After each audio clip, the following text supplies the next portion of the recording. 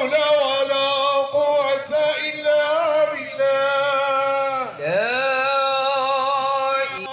إله إلا الله. الله أكبر، الله أكبر، الله أكبر، وسبحان الله والحمد لله ولا حول ولا قوة إلا بالله. لا إله إلا الله.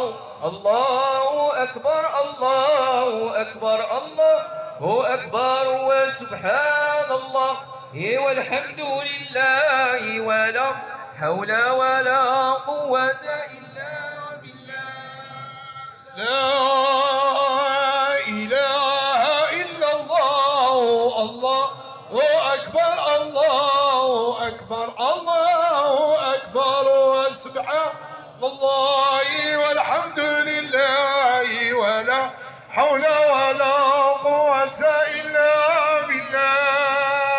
لقد أعرضنا يا أمة الإسلام عن القرآن إعراضا، وهجرناه هجرا، هجرنا حفظه، فكثير منا حظهم من حفظ القرآن قليل.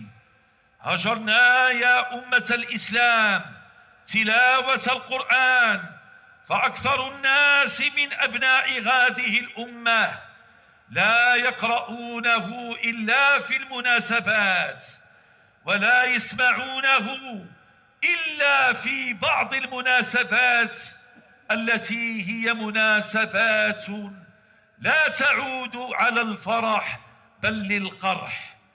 هجرنا يا أمة الإسلام العمل بالقرآن، فالكثير من أبناء هذه الأمة كذلك لا يعملون به، ولا يحلون حلاله، ولا يحرمون حرامه. وأصبح القرآن مع الأسف الشديد بعيدا عن ميدان التشريع والتوجيه ومواقع القرار، فلا حول ولا قوة إلا بالله. الله أكبر، الله أكبر، الله أكبر. أيها المؤمنون، علينا أن نتمسك بسنة رسول الله صلى الله عليه وسلم، فهي المحجة البيضاء والشرعة الغراء، ليلها كنهارها، لا يزيغ عنها إلا هالك. ألا وإن في اتباع السنة كل خير، وفي الابتداع كل ضير وشر. قال سبحانه وتعالى: وما آتاكم الرسول فخذوه وما نهاكم عنه فانتهوا. وروى الإمامان البخاري ومسلم أن مولانا رسول الله صلى الله عليه وسلم قال: إني فرطكم على الحوض، من مر بي شرب، ومن شرب لم يظمأ أبدا.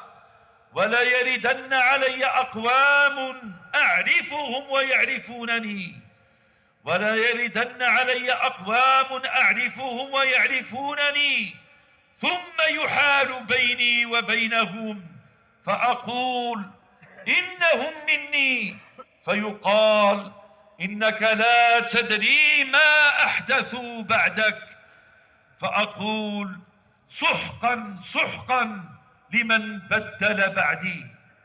أيها المؤمنون، إن لمحبة رسول الله صلى الله عليه وسلم علامات، أعظمها حبه، الحب العقلي والطبيعي.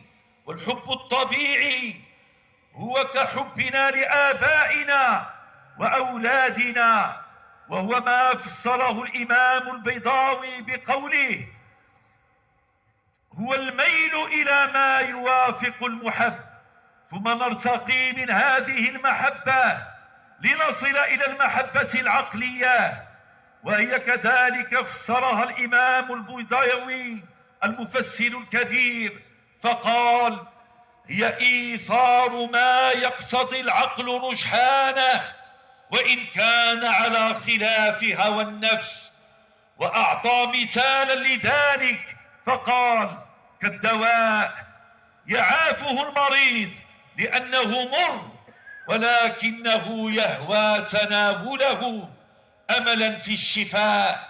فعلينا أن نحب رسول الله صلى الله عليه وسلم هذه المحبة العقلية، وهي التي تجلت لسيدنا عمر بن الخطاب الفاروق حين لقي رسول الله صلى الله عليه وسلم فقال له: لأنت يا رسول الله أحب إلي من كل شيء إلا نفسي التي بين جنبي.